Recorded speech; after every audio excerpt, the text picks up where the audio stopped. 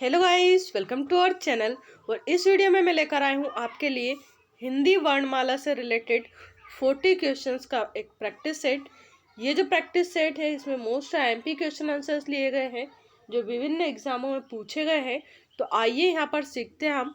हमारा पहला क्वेश्चन है यहाँ पर, भाषा की सबसे छोटी इकाई है।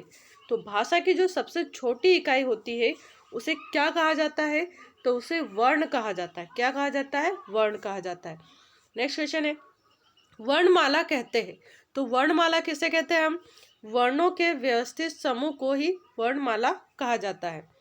नेक्स्ट क्वेश्चन है यहाँ पर, निम्नलिखित में से कंठ ध्वनियां है तो जिनका उच्चारण कंठ से किया जाता है या कंठ की सहायता से किया जाता है उन्हें हम कंठ ध्वनियां कहते हैं। तो कौन सी है इसमें से? क और ख जो है ये दोनों ही क्या है यहाँ पर? कंठ ध्वनियां है। नेक्स्ट क्वेश्चन, स्थान के आधार पर बताइए कि मूर्धन्य व्यंजन कौन से है। तो मूर्धा का उपयोग करके जो व्यंजनों का उच्चारण होता है उन्हें हम मूर्धन्य व्यंजन कहते हैं।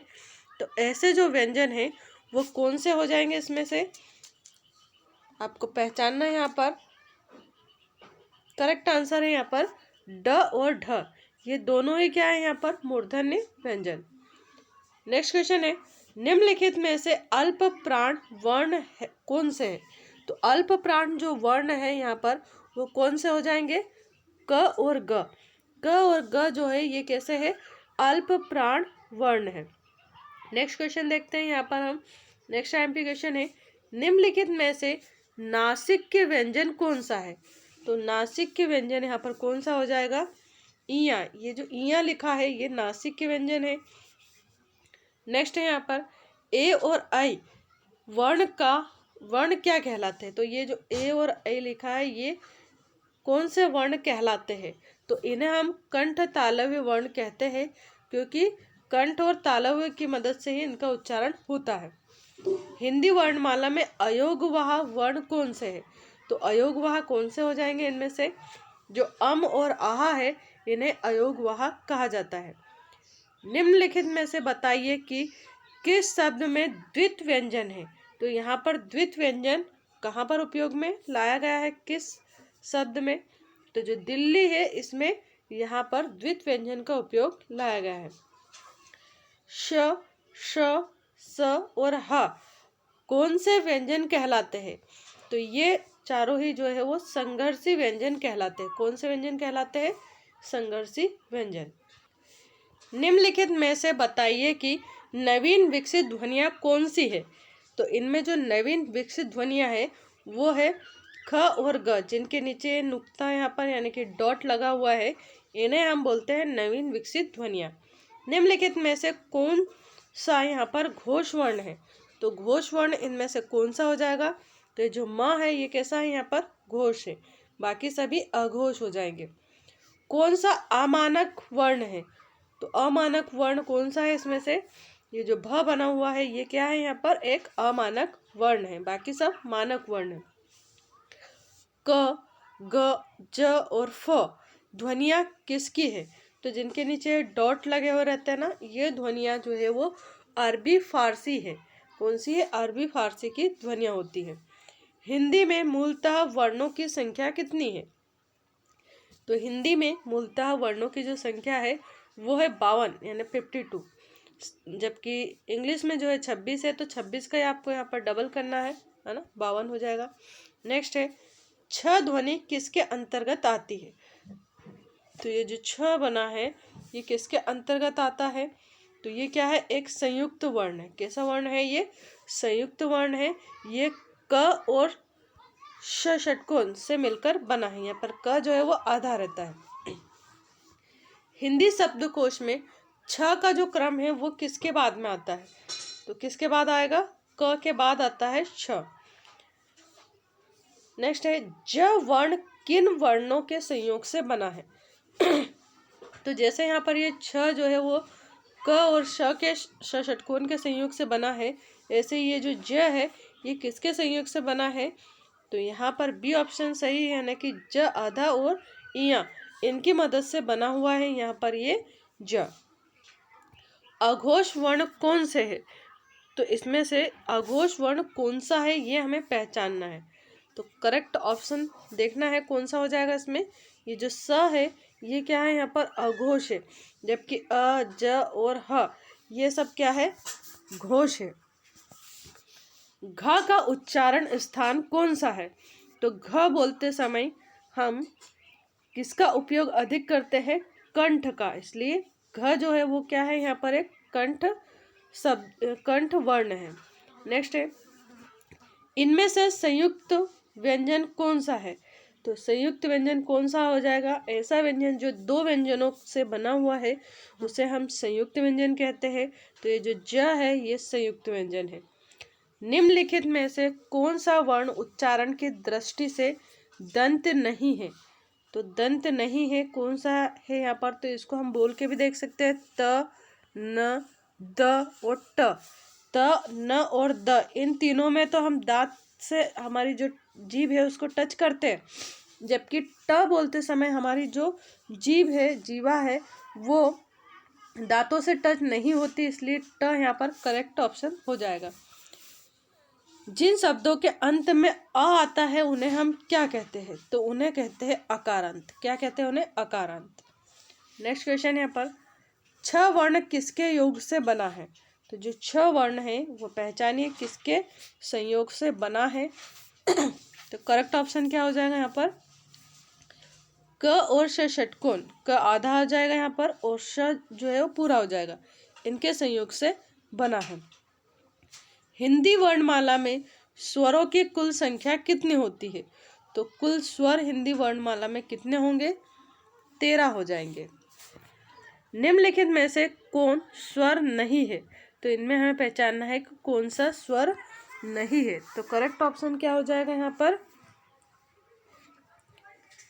जो ये इया बना है ये एक स्वर नहीं है, बाकी सब यहाँ पर क्या है? स्वर है। निम्नलिखित में से ट वर्ग नहीं है। तो ट वर्ग के अंतर्गत कौन सा इसमें से नहीं आता है? तो ठ भी आता है, ड भी आता है, अण भी आता है, घ नहीं आता है ट वर्ग के अंतर्गत, इसलिए यहाँ पर करेक्ट आंसर है घ। हिंदी वर्णमाला में व्यंजनों की संख्या है।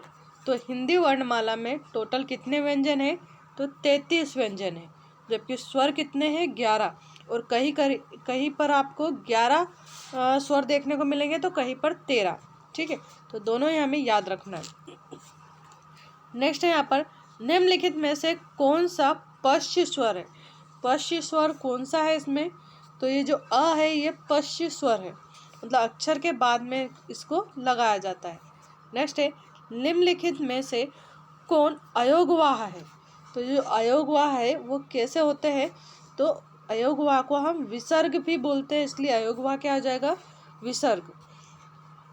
अ के पीछे जो 2 डॉट लगते हैं इसी को विसर्ग कहा गया है और इसी को अयोगवाह भी कहा जाता है।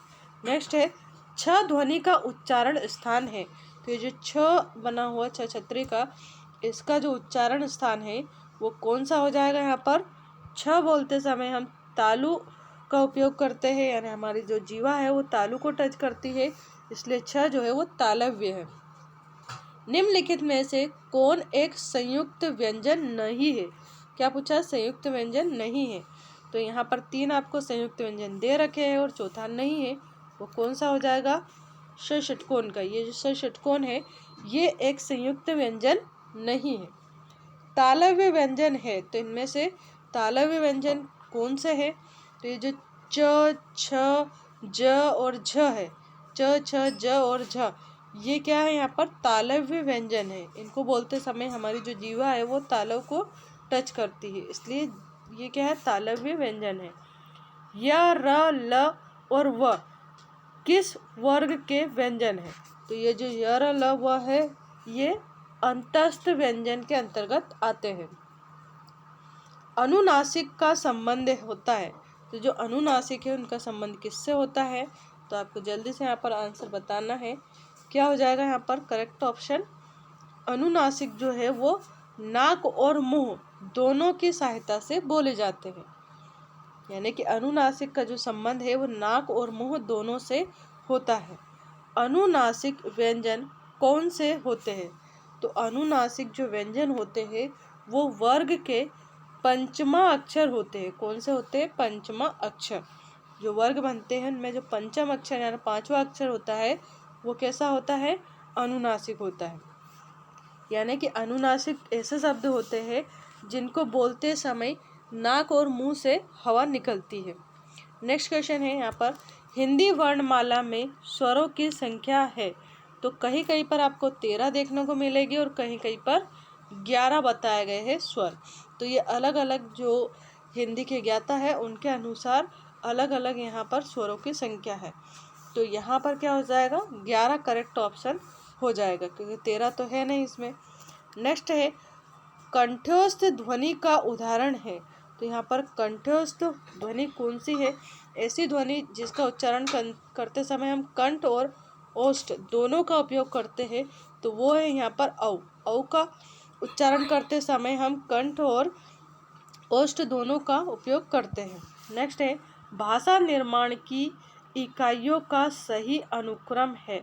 तो भाषा निर्माण की जो इकाइयाँ हैं उनका सही अनुक्रम क्या हो जाएगा? यहाँ पर सबसे पहले ध्वनि आती है, फिर उससे शब्द बनता है, फिर पद बनता है और फिर वाक्य बनता है।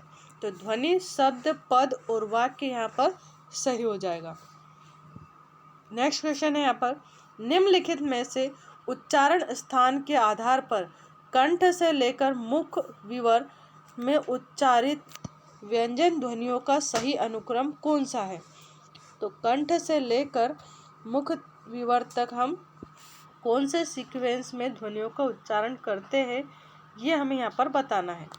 तो पहले कंठ वाली ध्वनियाँ बोली जाती है, उसके बाद तालव्य आता है, फिर वर्तस्य आता है, फिर दंत आते हैं और फिर ओष्ठ आते हैं। ये जो वर्तस्य है इसे ही हम मूर्धा कहते हैं। नेक्स्ट क्वेश्चन है यहाँ पर, प्रयत्न के आधार पर ये जो ल है वो किस प्रकार की ध्वनि है? तो ल यहाँ पर किस प्रकार की ध्वनि हो जाएगी? पार्श्विक ध्वनि है यहाँ पर ल। इनमें से कौन सा युग्म अघोष ध्वनि है? तो यहाँ पर अघोष पहचानना है कि अघोष जो ध्वनि है वो कौन सी है इनमें से। तो जब प और फ है ये कैसे यहाँ पर अघोष है, बाकी सब जो है यहाँ पर कैसे हो जाएंगे? घोष हो जाएंगे। तो फ्रेंड्स ये थे हमारे यहाँ पर 42 क्वेश्चंस जो कि विभिन्न एग्जामों में पूछे गए थे। आई होप आपको वीडियो अच्छा लगा होगा। अगर वीडियो अच्छा लगे तो वीडियो को लाइक एंड शेयर करना नहीं भूलिएगा। And thank you so much for watching this video. Thank you.